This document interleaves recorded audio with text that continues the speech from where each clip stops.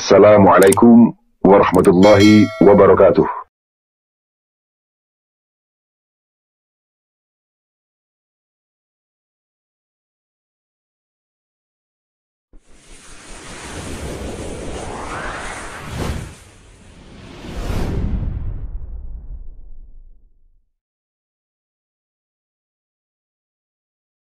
दोस्तों, अगर 1945 में आप होते और उस जमाने में आप कंप्यूटर खरीदने का सोचते तो मैं आपको बताऊं कि कंप्यूटर खरीदने के पहले आपको एक बंगलो खरीदना पड़ता।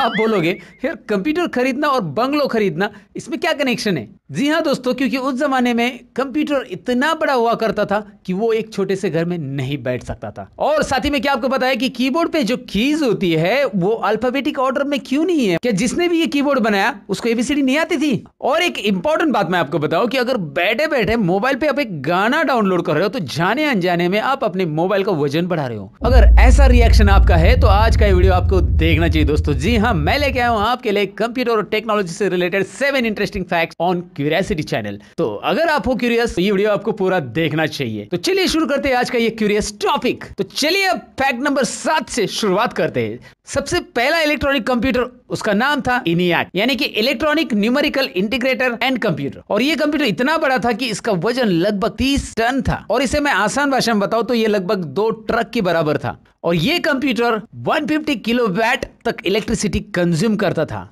मतलब इतनी इलेक्ट्रिसिटी में आपके घर की बिजली कई दिनों तक चल सकती है। और इसमें लगभग 18,000 वैक्यूम ट्यूब्स यूज की जाती थी। अब वैक्यूम ट्यूब क्या है इसके बारे में आप जरूर जानना चाहोगे। वैक्यूम ट्यूब एक ग्लास ट्यूब होते हैं जिसमें से हवा को निकाला जाता है और उससे वैक्यूम क्रिएट किया जाता है। और ये वैक्यूम ट्यूब स्विचेस और एम्पलीफायर की तरह काम करती थी। इनमें से कई ट्यूब्स हर रोज खराब होती थी, जिसकी वजह से इस बड़े कंप्यूटर को आधे टाइम तो बंद ही रखना पड़ता था। और ऐसा कहा जाता है कि ये कंप्यूटर बिना खराब हुए मैक्सिमम 5 दिन चला था। तो ये था फैक्ट नंबर 7। अब बढ़ते फैक्ट नंबर 6 की तरफ। वायरस।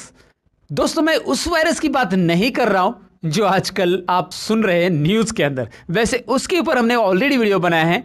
अगर आपने नहीं देखा है तो हमारे क्यूरियोसिटी चैनल पे जाके चेक कीजिएगा, या ऊपर आई बटन है उसमें हमने लिंक रख दी है। लेकिन फिलहाल मैं जो बात कर रहा हूँ वायरस की, वो है कंप्यूटर वायरस के बारे में। जी हाँ, कंप्यूटर वायरस एक उस तरह का ही प्रोग्राम है जैसे कि नॉर्मली कंप्यूटर के अंदर प्रोग्राम रहते हैं, लेकिन ये प्रोग्राम कंप्यूटर को डैमेज करने के लिए बनाया जाता है। जी हाँ दोस्तों, जब ये वायरस आपके कंप्यूटर में एग्जीक्यूट या रन होता है तो ये अपने आप को रिप्लिकेट करता रहता है। लेकिन इस वायरस को पहले आने से रोकने के लिए क्या करना है, ये बात तो आपको जानना बहुत जरूरी है। ये कंटिन्यूअसली कनेक्टेड जो वर्ल्ड है, इसमें वायरस फैलने के बहुत सारे जरिए हैं, जैसे कि email, text messages, social media, etcetera etcetera. वैसे तो बहुत सारे कंप्यूटर वायरसेस वॉर्म्स थे और है भी, लेकिन उनमें से एक पुराना कंप्यूटर वॉर्म के बारे में मैं आपको जरूर बताना चाहूंगा, जिसका नाम था आई लव यू। जी हाँ दोस्तों, ये एक ईमेल वॉर्म था। मतलब आपके इनबॉक्स में ईमेल आता था जिसमें सब्जेक्ट लाइन में लिखा होता था आई लव यू, और नीचे एक अटैचमेंट रहती थी लव लेटर फॉर यू। और जैसे ही उस अटैचमेंट पे आप डबल क्लिक करते थे तो वो प्रोग्राम एग्जीक्यूट होके वो ऑटोमेटिकली आपके कंप्यूटर के अंदर की फाइल को ओवरराइट कर देता था। और इतना ही नहीं, उस समय में आपके विंडोज एड्रेस बुक में या माइक्रोसॉफ्ट आउटलुक के एड्रेस बुक में जितने भी ईमेल एड्रेस रहते थे उनको ऑटोमेटिकली आई लव यू नाम का ईमेल सेंड हो जाता था। और ये आई लव यू नाम का कंप्यूटर वॉर्म आया था साल 2000 में। और अगर आपको कभी आई लव यू सब्जेक्ट का मेल आता है तो ये मत समझना किसी लड़की ने आपको भेजा होगा, तो सतर्क हो जाइएगा इस ईमेल पे क्लिक करने के पहले। ये तो फैक्ट नंबर 6। अब बढ़ते फैक्ट नंबर 5 की तरफ। दोस्तों, अगर हम हार्ड डिस्क की बात करें तो आपके दिमाग में क्या आता है? हार्ड डिस्क कितनी जीबी की है, कितनी टीबी की है, इतना ही ख्याल आता होगा। लेकिन हार्ड डिस्क से रिलेटेड चौंकाने वाली खबर यह है कि जब पहला हार्ड डिस्क ड्राइव बना था तो उसमें सिर्फ 5 MB का स्पेस हुआ करता था दोस्तों। यानी कि आज के जमाने का एक गाना खाली उसमें बैठता था। और ये हार्ड डिस्क IBM द्वारा बनाई गई थी 1956 में। और इसका वजन लगभग 1 टन था, जिसमें 5 MB का डेटा स्टोर होता है। इसकी कीमत लगभग $50,000 थी दोस्तों। ये था फैक्ट नंबर 5। अब बढ़ते फैक्ट नंबर 4 की तरफ। आप इन दिनों आराम से कोई भी एक्सटर्नल डिवाइस कंप्यूटर को आसानी से कनेक्ट कर सकते हैं, लेकिन ये बात सालों पहले इतनी आसान नहीं थी, क्योंकि कंप्यूटर्स में हर एक डिवाइस कनेक्ट करने के लिए अलग अलग पोर्ट्स का इस्तेमाल किया जाता था।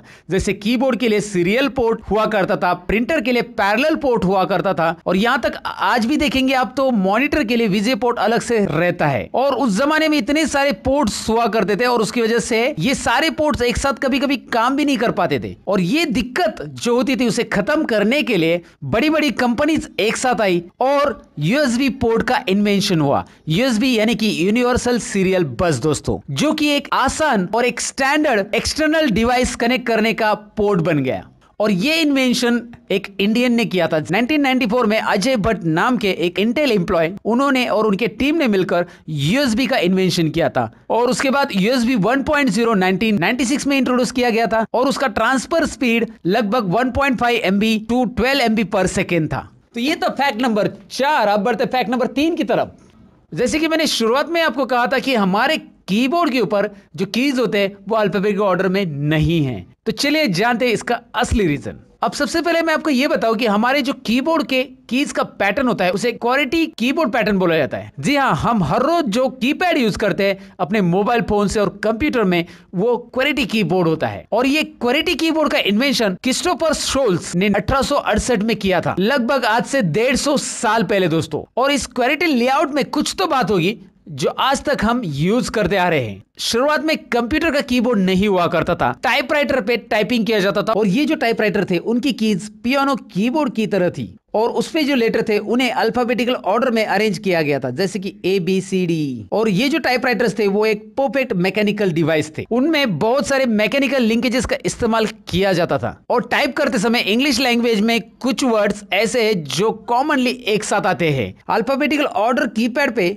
ऐसे अल्फाबेट आजू बाजू में ही प्लेस किए थे जिनका इस्तेमाल इंग्लिश लैंग्वेज में एक साथ और बार बार होता है। हाई स्पीड में टाइप करते समय जब ऐसे अल्फाबेट एक साथ टाइप होते थे तब टाइपराइटर जाम होता था दोस्तों। ये प्रॉब्लम को सॉल्व करने के लिए क्रिस्टोफर शोल्स ने इन वर्ड को दूर दूर कर दिया और क्वालिटी नाम का पैटर्न डिजाइन कर लिया। और ये कॉम्बिनेशन इतना फेमस हुआ कि बाकी सारी टाइपराइटर कंपनी ने इसे एक्सेप्ट कर लिया और इसी हिसाब से आगे के सभी टाइपराइटर अपने बनाने लगे। और ये असल में तो टाइपराइटर का प्रॉब्लम सॉल्व करने के लिए बनाया गया था, लेकिन ये इतना फेमस हो गया कि आगे चलकर कंप्यूटर के कीबोर्ड में भी यही पैटर्न को कंटिन्यू कर लिया गया। ये तो फैक्ट नंबर 3। अब बढ़ते फैक्ट नंबर 2 की तरफ। अच्छा, आप सभी इंटरनेट तो यूज करते ही है, लेकिन क्या आपको पता है कि इंटरनेट का भी वजन होता है? ये बात जानकर आप जरूर चौंक गए होंगे कि क्या बात कर रहे हो सर, इंटरनेट का भी वजन होता है? जी हाँ मेरे दोस्तों, इंटरनेट का भी वजन होता है। और मैं कंप्यूटर, मोबाइल या लैपटॉप की वजन की बात नहीं कर रहा हूँ दोस्तों, मैं डेटा के वजन की बात कर रहा हूँ। तो अब आप सोचोगे कि यार इसको मेजर किसने किया है, लेकिन मैं आपको बताऊं कि साइंटिस्ट ने इसे मेजर नहीं किया है, उन्होंने बस इसे कैलकुलेट किया है। और जितनी भी चीजें इंटरनेट पे अवेलेबल है जैसे कि वेबसाइट, डॉक्यूमेंट्स, वीडियो, ईमेल,